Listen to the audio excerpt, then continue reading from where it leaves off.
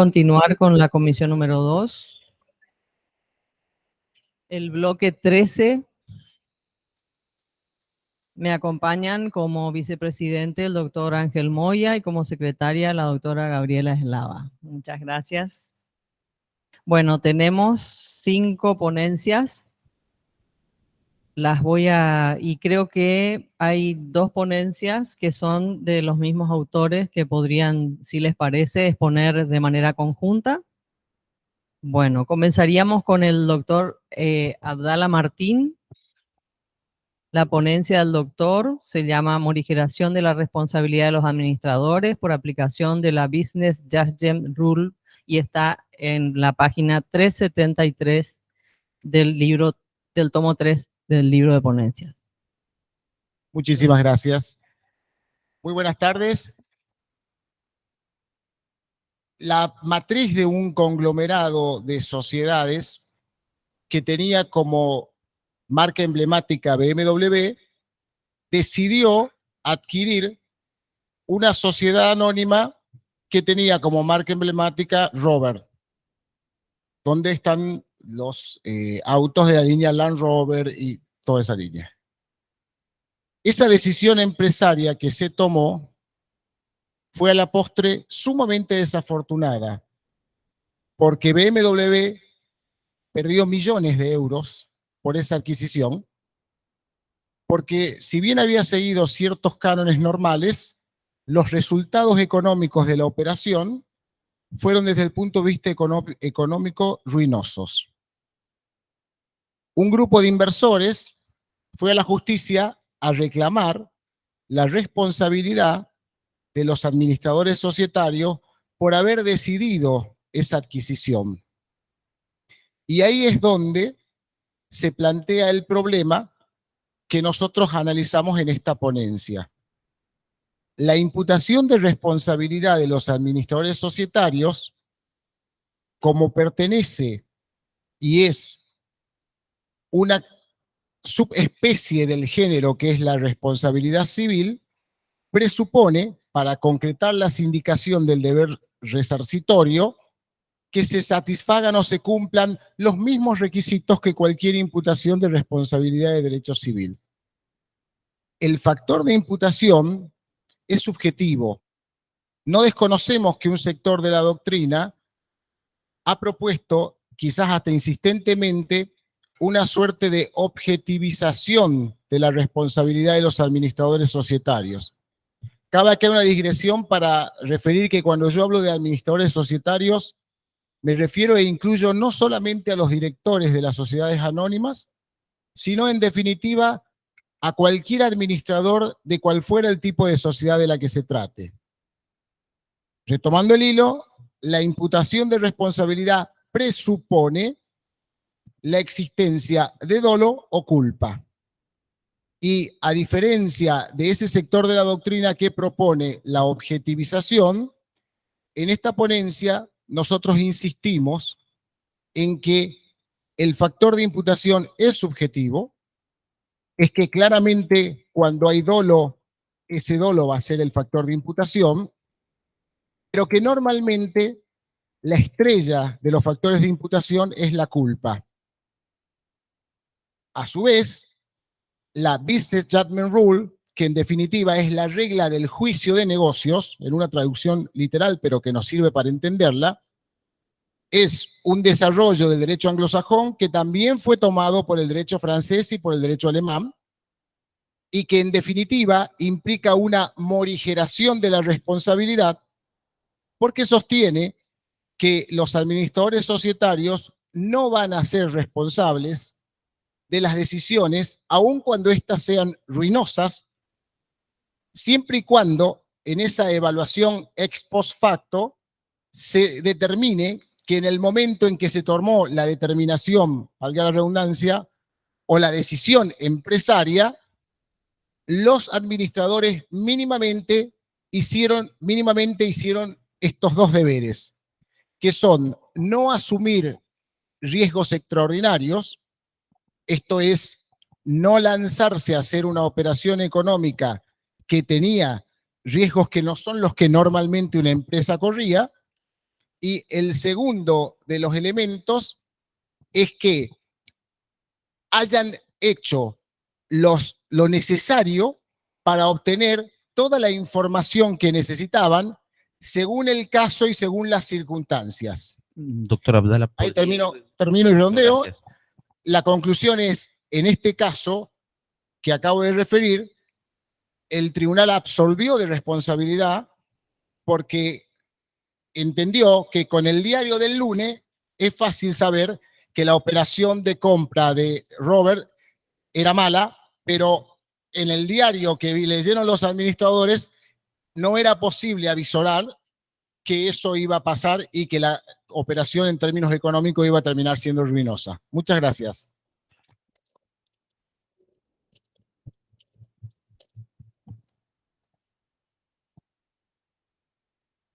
Bueno, continuamos con Antinori Eduardo, Romero Natalia, dos ponencias, socio oculto, un instrumento defraudatorio, acción autónoma, y socio oculto, un instrumento defraudatorio, principios del Código Civil y Comercial de la Nación. Se encuentran en la página 377 y 381 del libro de ponencias, tomo tercero. Bueno, buenas tardes, perdón, que les voy a dar la espalda.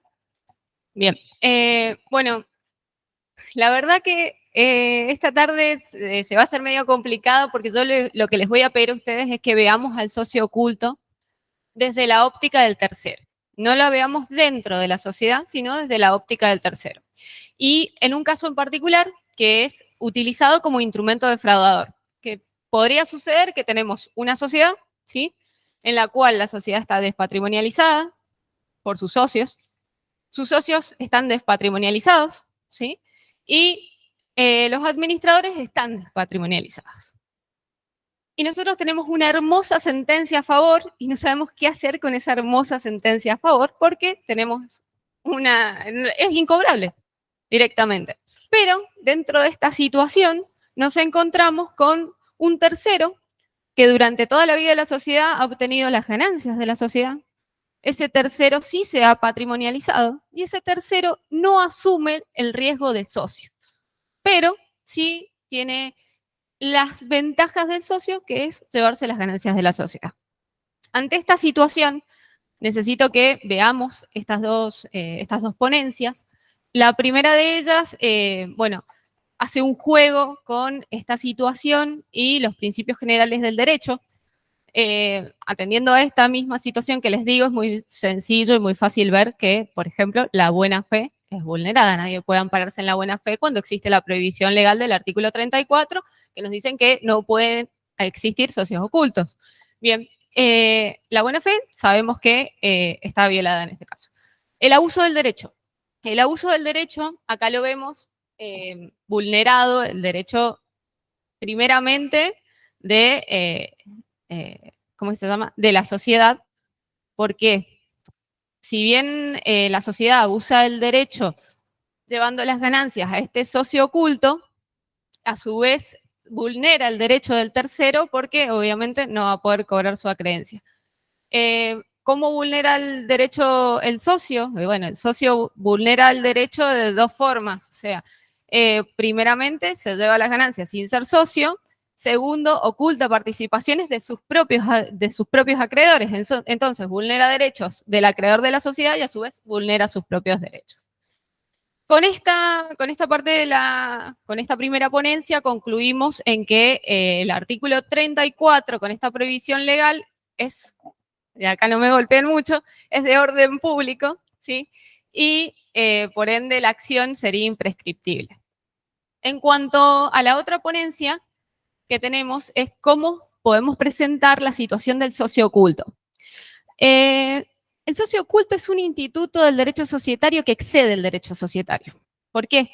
Porque puede ser presentado dentro de otras ramas del derecho, sin ir más lejos, dentro del derecho laboral. ¿Cómo lo presentamos? A través de una acción autónoma, ¿sí? Esa acción autónoma puede ser presentada una vez que haya sentencia o una vez que estemos dentro del proceso de ejecución de la sentencia. Y va a ser presentada ante el mismo juez que entendió la sentencia. Nosotros, bueno, hace 3 meses atrás tuvimos sentencia de corte en la provincia de Mendoza con un tema de socio oculto dentro del proceso laboral. La verdad que fue muy difícil probarlo, muy difícil probarlo, pero creo que una de las cuestiones que más hablamos con los colegas, bueno, con Hugo, con, con Eduardo, que no nos acompaña hoy, era el miedo que se tenía dentro del derecho societario que el socio oculto sea planteado como la inoponibilidad. Presentan un juicio laboral y presentan en el juicio laboral la inoponibilidad, la extensión de responsabilidad sin estudiar todo. Yo creo que en este caso no es así, no se va a dar así, creo, por más que ya se haya sentado jurisprudencia, porque es muy difícil comprobar la existencia del socio oculto. Y la verdad que yo en otra comisión escuchaba que es un instituto que no sirve. Y yo decía dentro mío, sí sirve, porque yo le puedo dar una respuesta a mis clientes. Y si ustedes los conocen, les parte el alma porque es gente muy, muy humilde. Yo decía dentro mío, sí sirve. O sea, un instituto del derecho societario utilizado con responsabilidad sirve. Así que bueno, muchas gracias.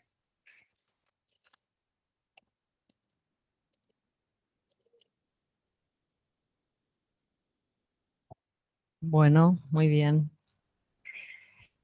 Continuamos con la ponencia de Belmaña Ricardo. ¿No está el doctor Belmaña? Bueno, el título de la ponencia es Impacto de la pandemia con motivo del COVID-19 en la responsabilidad de los administradores societarios. Bueno, y después continuamos con Blanco Adriana Beatriz. Oponibilidad de la designación no inscripta de administrador de sociedad por conocimiento efectivo del tercero. Se encuentra en la página 393 del libro 3 de ponencias. Hola, buenas tardes. Bueno, el tema a que me refiero en la ponencia habla sobre la oponibilidad de la inscripción del artículo 60 de la designación de administradores. La ponencia surgió con motivo de un análisis de un fallo de la Cámara Contencioso Administrativo de San Martín, en la cual el fisco demanda en forma solidaria por el impuesto de ingresos brutos a un director de una sociedad anónima, a pesar de que conocía efectivamente que ese director se había desvinculado de la sociedad, no solo porque le había sido notificado por carta de documento, sino que incluso lo había acompañado en la demanda. Sin embargo, la Cámara Contencioso rechazó la inhabilidad de título, por eso el caso se llegó a la Suprema Corte de Buenos Aires. Ese fue un poco el disparador de esta ponencia, en la cual yo lo que planteo es lo siguiente. Sabemos, o todos más o menos estamos contestes en determinar que la inscripción de administrador del artículo 60 es una inscripción registral declarativa, no es constitutiva ni es saneatoria, y que es válida a pesar de que no esté inscripta, ¿sí? Lo que sí le otorga es oponibilidad erga omnes. Lo que yo planteo en la ponencia es que a partir de la reforma del Código Civil y Comercial, la reforma de la Ley de Sociedades, tenemos nuevas normas en la cual interpretar lo que yo traigo a consideración de ustedes como la oponibilidad por conocimiento efectivo. Esta oponibilidad por conocimiento efectivo surge, por ejemplo, del artículo 22 en las sociedades de la sección cuarta, en la cual los terceros que efectivamente conocieron el contrato, a ellos es efectivamente oponible el contrato. También la tenemos en el 157 de la parte general de personas jurídicas, en donde las reformas aún no inscriptas pueden ser oponibles a un tercero siempre que las conozcan. Y esta oponibilidad también surge en forma razonable del artículo 9, que considera la actuación de buena fe de un tercero que si efectivamente tuvo conocimiento de esta nueva designación, a pesar de que no tenga inscripción registral, le es oponible por conocimiento efectivo que tendrá que probar. También tiene como fundamento otros artículos del Código Civil, que son el 1067, que habla de la protección de la confianza, también el artículo del 367 de la representación aparente, estamos hablando de la responsabilidad de quien se presenta como administrador, le estamos achacando responsabilidad por generar esta apariencia. Entonces también hay que interpretar esta oponibilidad de efecto, digamos, por conocimiento efectivo en base a esta responsabilidad que estamos nuevamente interpretando a partir de las normas del Código Civil. Por eso considero que es un abuso lo que sucede actualmente tanto en AFIP como en los bancos, en donde si no se acompaña la inscripción registral del administrador, muchas veces amenazan con un cierre de cuentas o amenazan con la baja en la quit. Gracias, eso es todo.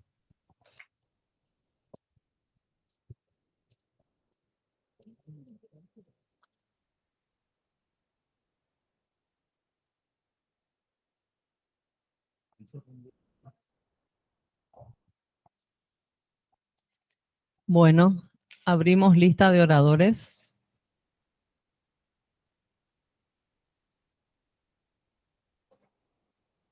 Doctora Boquín, ¿vos vas a ir a... Sí. Boquín, el doctor Alessandro.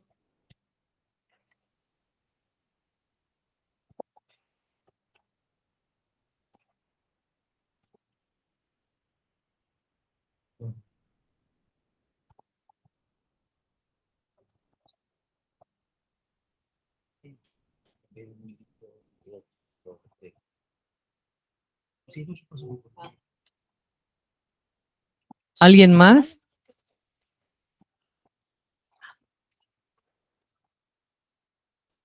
¿Quién más sería?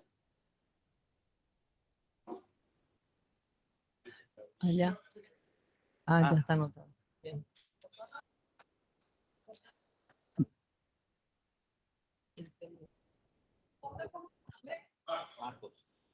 Doctora Boquín. Me voy a referir a la ponencia del doctor Abdala, diciéndole que coincido plenamente con lo que él dice, porque el problema es cuando equiparamos diferentes imputaciones para adjudicar responsabilidad. Acá no es una cuestión de adjudicar responsabilidad por una mala gestión, por decisiones erróneas en un determinado momento, y menos en un país como el nuestro, que la realidad nos cambia día a día. Yo creo que la responsabilidad que tratamos o que debemos profundizar y analizar es la responsabilidad del administrador por mal desempeño relacionada al incumplimiento de normas imperativas impuestas por la Ley General de Sociedades, que en principio, por supuesto que es subjetiva.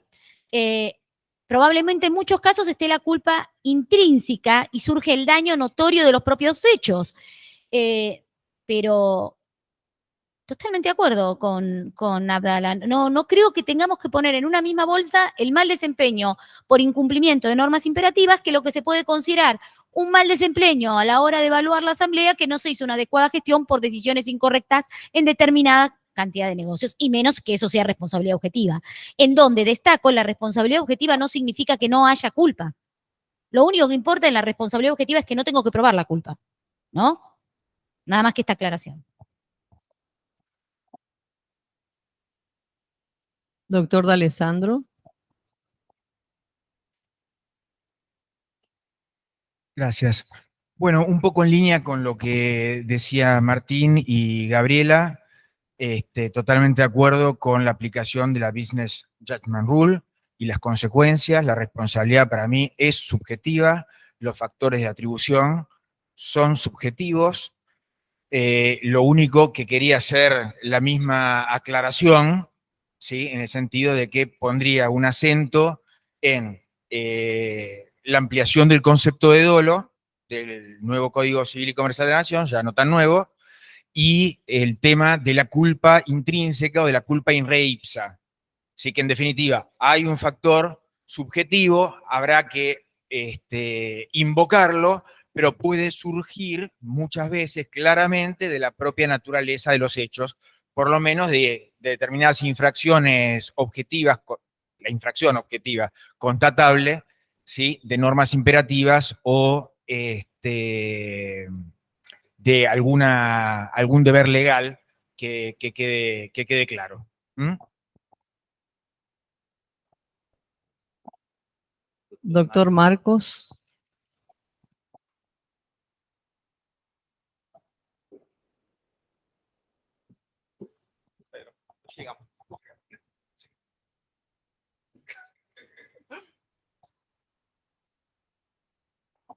Gracias.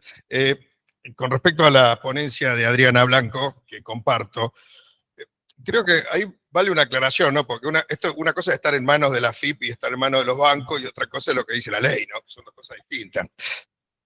La designación de una autoridad es válida desde el momento que es decidida por la Asamblea. Vamos a empezar por el principio, ¿no? ¿Esto qué quiere decir? La inscripción registral, el único objetivo que tiene es el de publicidad y oponibilidad. No es constitutiva del autor. No necesito la inscripción de la autoridad para poder utilizar y hacer uso de las facultades que como nuevo administrador de la compañía tengo. Fíjense que los bancos o la FIP, cuando se niegan a... Una cosa es la oponibilidad por la publicación y otra cosa es que no puedan conocer la FIP o los bancos o cualquier tercero quiénes son las nuevas autoridades. Si yo acredito debidamente quiénes son las debidas autoridades, no existe ninguna razón en un marco de buena fe, sin perjuicio de que eso no obsta que haya que cumplir con la publicación. No estoy cuestionando esto. Lo que digo es que la publicación no tiene un efecto constitutivo, por lo tanto es válida desde ese momento. Y si yo tengo autoridades desde ese momento, por más que estén inscritas las anteriores, no le puedo dar para darle el gusto a la FIP, bueno, que siga firmando el presidente anterior. No es más presidente, porque la Asamblea ya lo cambió. Ah, no, pero está inscripto. Pero mire, pero está inscripto porque todavía no llegamos con inscripción. Pero la autoridad está designada desde el momento mismo en que la Asamblea se pronuncia. Con lo cual, insisto, más allá de la publicidad, que me parece perfecto, eso no obsta a ello, y cuando la sociedad informa que ha cambiado las autoridades, no hay ninguna razón legal, ningún impedimento legal para poder acreditar las nuevas autoridades, aun cuando todavía no estén inscritas, porque tengo medios legales, formales, para acreditar lo que son los libros, las actas, etcétera, que perfectamente lo pueden justificar. Gracias.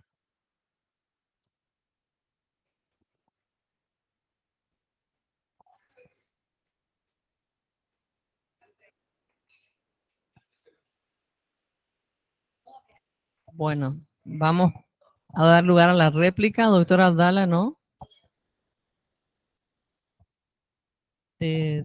Doctora, ¿no? Doctora Blanco. Solamente coincidir con el doctor, por supuesto, Fernando, es lo que yo sostengo. Me preguntaron ahí por el fallo, es Fisco Conata.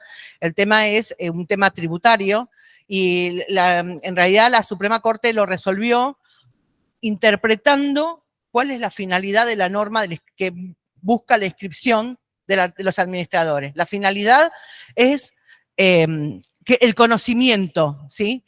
Pero en realidad ese conocimiento es ficticio, porque sabemos que nadie va a buscarlo en el boletín oficial ni va a buscarlo. Entonces, si ese conocimiento que da la inscripción registral en realidad es un conocimiento ficticio, ¿qué mejor que la oponibilidad por conocimiento efectivo? ¿Sí? Si igualmente la inscripción registral no es saneatoria. Así que bueno, solamente eso para agregar. Gracias. Estoy considerando.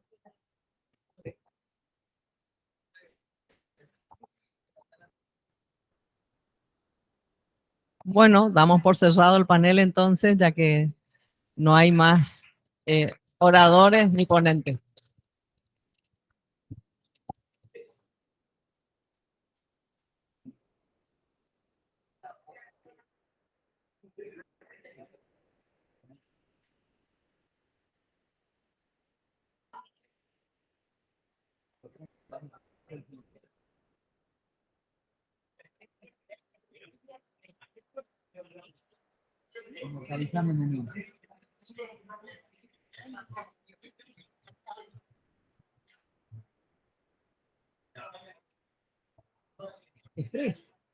Éxito.